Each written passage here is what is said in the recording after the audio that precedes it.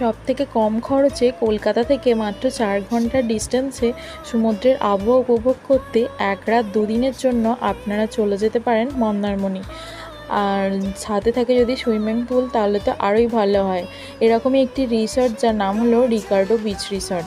যারা বেশি লোকজন একদমই পছন্দ করেন না তাদের জন্য এটি একদম পারফেক্ট জায়গা।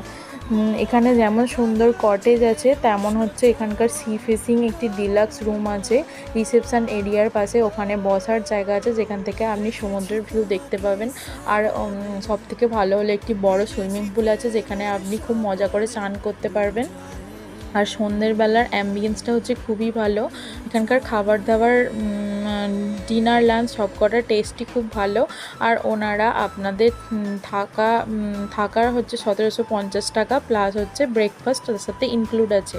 তো আপনারা যারা যারা বড় ভিডিও দেখতে চান আমার চ্যানেলটি সাবস্ক্রাইব করে